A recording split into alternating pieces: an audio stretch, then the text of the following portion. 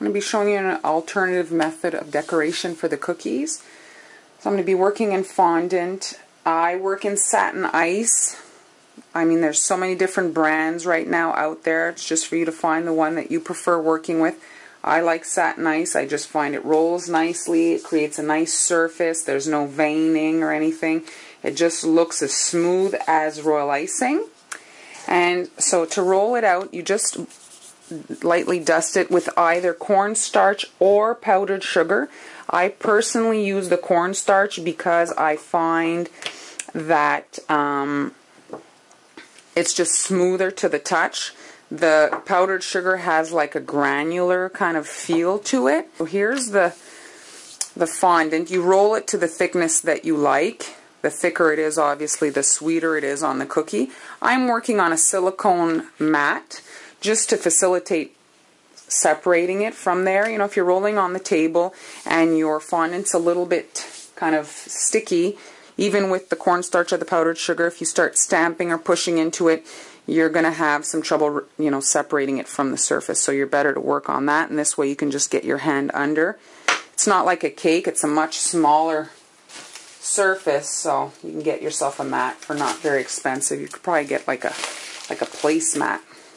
So now I've cut my circle out. Just flip it upside down, and with a wide brush you can just brush on some simple water. I've seen some people use like apricot preserve or something like that. You know, it's going to add a flavor. But if you just want to keep it simple, some water will do. So now I'm turning the cookie around and I'm placing it in the fondant, and then I'm going under my silicone here and I'm lifting it off, and there you go.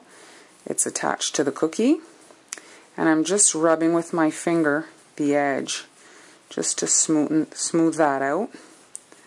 And you can use a fondant smoother, which is another cake tool, but if you're just a little hobby baker and you want to just do cookies once in a while, you don't have to get all these things, you know. You can just get yourself a little rolling pin, and that's it. You can get the Wilton fondant in very small amounts. I think a lot of the companies now are selling it in 2 pounds, you know. And there you go. So you can, you know, put this aside, and there will be a crust that forms, and then you can either paint on it, draw on it with markers, or a pipe with royal icing to get some added decoration onto the cookie. I found a stamp that I had here, so if you want to use that as your decoration on the cookie, you can just lightly dent the cookie, and then you can come back on with icing if you wanted to decorate it, or you can just come in with markers or paint and you can finish off the cookie.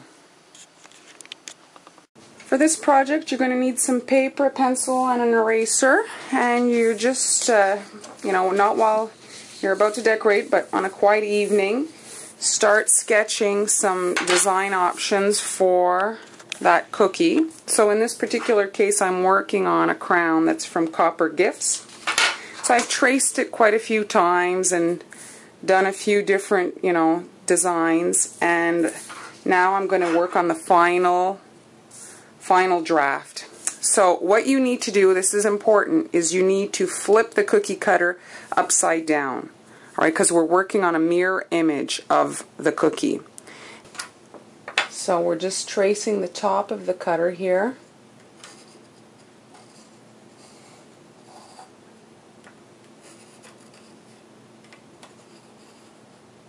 So the general like line.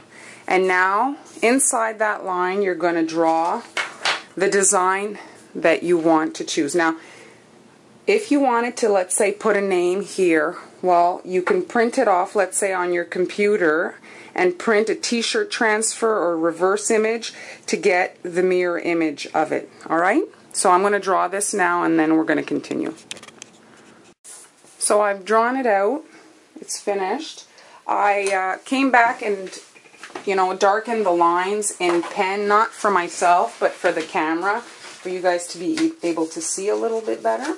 So the next thing you're going to need is a piece of either plexiglass that's so thick that it doesn't really bend, or a piece of actual glass. Now, I don't know if you can see my glass here. It's small. I got it out of a picture frame, and it's got to be as big as the cookie that you're working on here. So I'm placing my glass on top of my drawing. So obviously a piece of clean glass. And I am now with royal icing in a 1.5 tip. Try, obviously, if you're not that good at piping, this is tricky, but try your best, because this is going to be the impression on your cookies. So that's why we're working in a mirror image. So I said to use the top of the cutter. And so be slow. You only have to do it one time, and you'll create a nice clean stamp that you'll be able to use for your batch. My icing is maybe a little bit stiff, but I want a really sharp line. And since I know I'm only doing this one time, I can, be more fussy about it. If you mess up, it's as easy as washing the glass off and start again. If I was doing this on 100 cookies, obviously I'd just let it go. But this is going to be my actual impression mat for the cookies, so I can be a little bit more fussy. And there we go. Done. And here I want to have a little dot right there. Right there. So now I'm going to do the bottom portion of my stamp. So here I'm rather on the edge there, so be careful if your glass isn't exactly the right size. You can go to the dollar store and buy a few ugly picture frames. Sometimes you can see them in the liquidation bin. All you want is the glass. Unless you maybe go to the hardware store and get a piece of it if you know how to cut glass. Make yourself a few of these. You can just wash them and reuse them. So there we go. And now I'm going to pipe out my little diamonds here. So once this is all done, you can leave it dry. I recommend doing this at least the night before so that it's nice and firm. You could probably do it, way in advance and just set it aside. If you know you're doing an order, prepare in advance. I did a test run on this, and the stamp was very firmly attached to the glass. I actually had to soak it to get the royal icing off.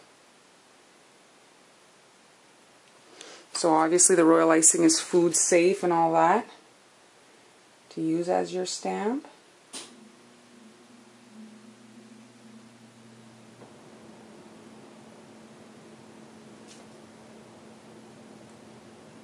My hand is shaking, my icing is so hard.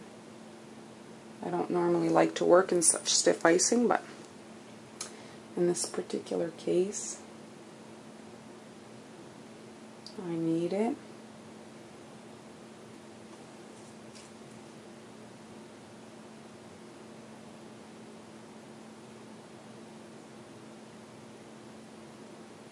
And there we go. It's all done. And here, let me put it against the black table, and so you can see, there's my stamp for when I'm actually going to be making my cookies. Putting fondant on a cookie with that glass press that we made. So I've got some fuchsia fondant, and I'm just dusting some cornstarch on it so that it doesn't stick. I'm working on my silicone mat to facilitate removing it. So roll it thin so you don't have too much of a thick layer on your cookie. So there we go, nice and flat. So I'm taking the glass, and what's great about working on the glass, the reason I suggest it is because you can see through it. You can see what you're doing. So there, you can press all the little details, and there, very nice impression. And with the cookie cutter, line it up, and now you can remove the excess.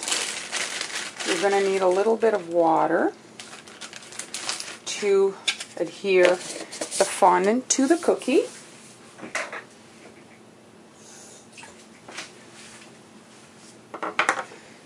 So flip your fondant over, and with a wide brush, just spread.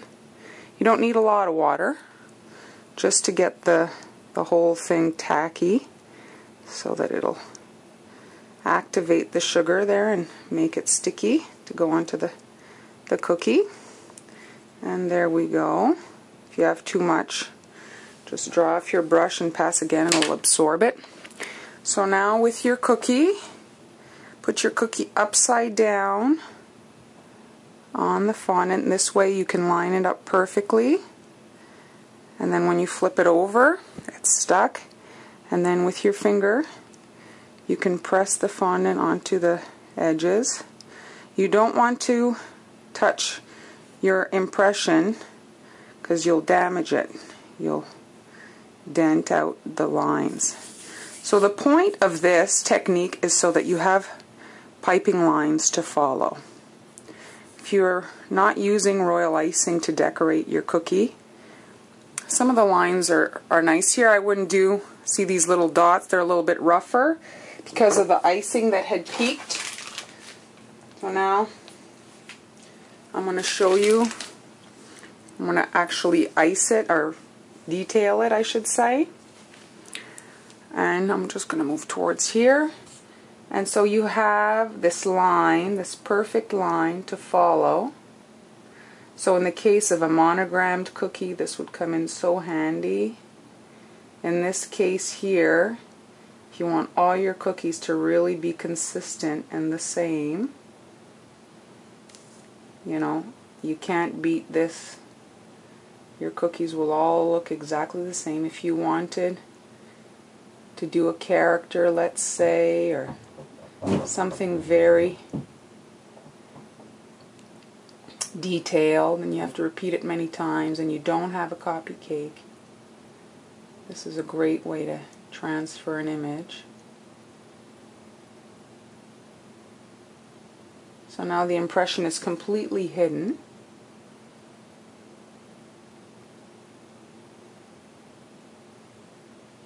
See, these bottom lines aren't as nice because of all the dots that I had made.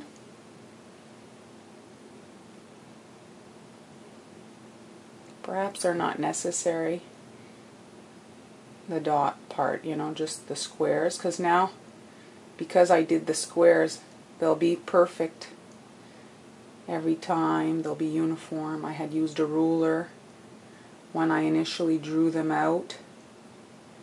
And now, as you can see, with every piped line, it's cleaning it up. It's hiding all that, because all it was a guideline. That's all it was meant to be.